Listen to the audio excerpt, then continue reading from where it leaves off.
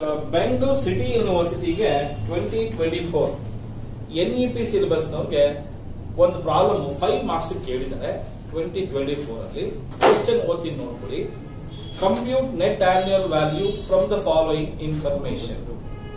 Municipal rental value 50,000, fair rental value 45,000, standard rent 55,000, actual rent 5,000 per month, unrealised rent 5,000, municipal taxes paid 5,000. ಓಕೆನಾ? ಇಷ್ಟೇ ಕೊಟ್ಟಿರೋದು.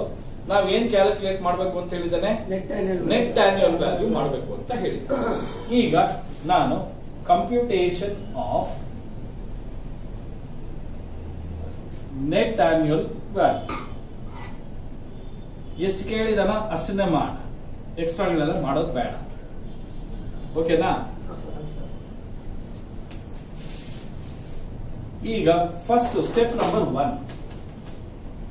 Step number 1 ಅಲ್ಲಿ municipal rental value ಎಷ್ಟು ಕೊಟ್ಟಿದ್ದಾನಪ್ಪ? 50,000 ಕೊಟ್ಟಿದ್ದಾರೆ. ಕರೆಕ್ಟಾ? 50,000 ಕೊಟ್ಟಿದ್ದಾರೆ. ಫೇರ್ ರೆಂಟಲ್ ವ್ಯಾಲ್ಯೂ ಎಷ್ಟಪ್ಪ ಕೊಟ್ಟಿದ್ದಾರೆ? 45,000. ಇವೆರಡರಲ್ಲಿ ಯಾವ್ದಪ್ಪ ಜಾಸ್ತಿ ಇದೆ? 50,000 ಜಾಸ್ತಿ ಇದೆ. ಅದನ್ನ ಸ್ಟೆಪ್ ನಂಬರ್ 2ಗೆ ತಗೊಂಬರೋಣ. ಕ್ಲಿಯರ್ ಏನಪ್ಪ? ಈಗ ಇವೆರಡರಲ್ಲಿ ಯಾವ್ದು ಜಾಸ್ತಿ ಇದೆ? ಮುನ್ಸಿಪಲ್ ರೆಂಟಲ್ ವ್ಯಾಲ್ಯೂ ಜಾಸ್ತಿ ಇದೆ, ಅಲ್ಲಿ 50,000 ಅಂತ ಬರೀತೀವಿ. ಓಕೆನಾ? ಇದನ್ನ ಸ್ಟ್ಯಾಂಡರ್ಡ್ ರೆಂಟ್ ಗೆ ಕಂಪೇರ್ ಮಾಡೋಣ. ಸ್ಟ್ಯಾಂಡರ್ಡ್ ರೆಂಟ್ ಎಷ್ಟಿದೆಯಂತೆ? 55,000 ಇದೆಯಂತೆ. ಇವೆರಡರಲ್ಲಿ ಯಾವ್ದು ಕಡಿಮೆ ಇದೆ ಅದನ್ನ ಸ್ಟೆಪ್ ನಂಬರ್ 3ಗೆ ತಗೊಂಡೋಗೋಣ. ಯಾವ್ದಪ್ಪ ಕಡಿಮೆ ಇದೆ? ಈ ಎರಡರಲ್ಲಿ ಕಡಿಮೆ ಇರೋದನ್ನ ಏನಂತ ಕರಿತೀವಿ? ಎಕ್ಸ್ಪೆಕ್ಟೆಡ್ ರೆಂಟಲ್ ವ್ಯಾಲ್ಯೂ ಅಂತ ಹೇಳ್ತೀವಿ. ಕರೆಕ್ಟಾ? ಏನಂತ ಹೇಳ್ತೀವಿ? Expected rental value. ಇದಕ್ಕೆ ಏನ್ ಕಂಪೇರ್ ಮಾಡಬೇಕು? ಆಕ್ಚುಯಲ್ ರೆಂಟಲ್ ವ್ಯಾಲ್ಯೂನ ಕಂಪೇರ್ ಮಾಡಬೇಕು. ಬಟ್ ಪ್ರಾಬ್ಲಮ್ ಅಲ್ಲಿ ಆಕ್ಚುಯಲ್ ರೆಂಟ್ 5,000 ಪರ್ ಮಂತ್ ಅಂತ ಹೇಳ್ತಾ ಇದ್ದಾನೆ. 12 ಮಂತ್ಸ್ಗೆ ಎಷ್ಟಪ್ಪ ಆಯ್ತು? 60,000 ಆಯ್ತು. ಇದರಲ್ಲಿ ಏನಿದೆಯಂತೆ? ಅನ್ರಿಯಲೈಸ್ ರೆಂಟ್ ಇದೆಯಂತೆ. ಎಷ್ಟಿದೆಯಂತೆ? 5,000 ಇದೆಯಂತೆ. ಇವೆರಡರಲ್ಲಿ ಕಡಿಮೆ ಇರೋದು 50,000. ಕರೆಕ್ಟ್ ಏನಪ್ಪ? ಈಗ 60ರಲ್ಲಿ 5 ಹೋದ್ರೆ ಎಷ್ಟಪ್ಪ? 55,000. ಈಗ ಈ ಎರಡರಲ್ಲಿ ಯಾವ್ದಪ್ಪ ಜಾಸ್ತಿ ಇರೋದು? ಯಾವ್ದು ಜಾಸ್ತಿ ಇರೋದು? ನೋಡಿ, ಎಕ್ಸ್ಪೆಕ್ಟೆಡ್ ರೆಂಟಲ್ ವ್ಯಾಲ್ಯೂ ಗೊತ್ತಾಯ್ತು. ಆಕ್ಚುಯಲ್ ರೆಂಟಲ್ ವ್ಯಾಲ್ಯೂ ತಗೊಳ್ಬೇಕಾದ್ರೆ ತಿಂಗಳ ಬಾಡಿಗೆ 5,000 ಕೊಟ್ಟಿದ್ದಾನೆ. 12 ತಿಂಗಳಿಗೆ 60,000 ಆಗುತ್ತೆ. ಅದರಲ್ಲಿ ರೆಂಟ್ 5,000 ರೂಪಾಯಿ ಒಂದ್ ತಿಂಗಳ ರೆಂಟ್ ಬಂದಿಲ್ಲ. ಅಲ್ಲಿಗೆ ಎಷ್ಟು ಬಂದಿರುತ್ತೆ? 55,000 ಬಂದಿರುತ್ತೆ. ಈಗ ಕಂಪೇರ್ ಮಾಡಿದ್ರೆ ಎರಡರಲ್ಲಿ ಜಾಸ್ತಿ ಯಾವ್ದಿದೆ? 55,000 ಇದೆ. ಕರೆಕ್ಟ್ ಏನಪ್ಪಾ? ವೇಕೆನ್ಸಿ ಪೀರಿಯಡ್ ರೆಂಟ್ ಇದೆಯಾ? ವೇಕೆನ್ಸಿ ರೆಂಟ್ ಏನೂ ಇಲ್ಲ. ಹಾಗಾದ್ರೆ ಈ 55,000 ರೂಪಾಯಿನ ನಾವು ಏನಂತ ಕರೆಯೋಣ?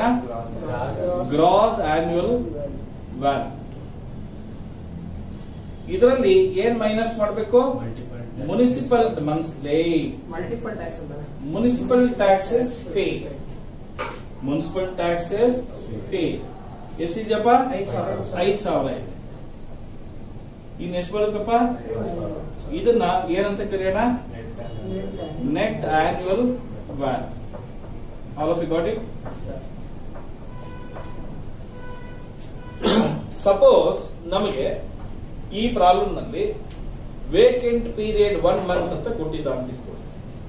ಆಗ ಈ 55,000ದಲ್ಲಿ ಗ್ರಾಸ್ ಆನ್ಯುಯಲ್ ವ್ಯಾಲ್ಯೂ ಮುಂಚೆ ಏನ್ ಮಾಡ್ತಾ ಇದ್ವಿ? 55,000 ಬರ್ದು ಅದರಲ್ಲಿ vacancy period rent 1 month rent ಎಷ್ಟು? 5,000 ಮೈನಸ್ ಮಾಡ್ತಾ ಇದ್ವಿ. ಆಗ 50,000 ಏನಂತ ಹೇಳ್ತಾ ಇದ್ವಿ? Gross annual. ಅದರಲ್ಲಿ ಮುನ್ಸಿಪಲ್ ಟ್ಯಾಕ್ಸಸ್ ಪೇಡ್ 5,000 ಹೋದ್ರೆ 45,000 ಬರೋದು 5,000. ಬಟ್ ಈ ಪ್ರಾಬ್ಲಮ್ ನಲ್ಲಿ ವೇಕೆನ್ಸಿ ಪೀರಿಯಡ್ ರೇಟ್ ಕೊಟ್ಟಿಲ್ಲ. All of you got it? Sir, ಇದು 5 ಮಾರ್ಕ್ಸ್ ಗೆ ಎಷ್ಟು ನಿಮಿಷದಲ್ಲಿ ಮಾಡಬಹುದು ನೀವೇ ಹೇಳಿ? ಒಂದ್ 2 ನಿಮಿಷದಲ್ಲಿ ಮಾಡಬಹುದಪ್ಪ. ನನಗೆ ಗೊತ್ತಿರೋ ಪ್ರಕಾರ 2 ಮಿನಿಟ್ಸ್ ಅಲ್ಲಿ ಮಾಡಬಹುದು.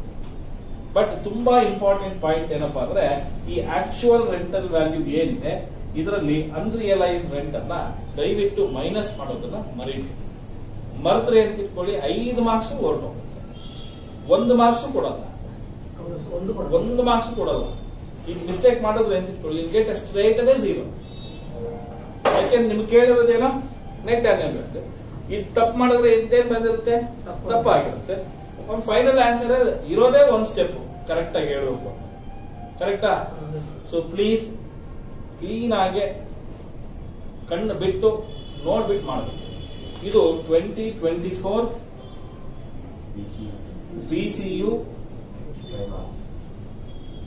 NEP syllabus 5 marks. ಓಕೆನಾ ಗೈಸ್?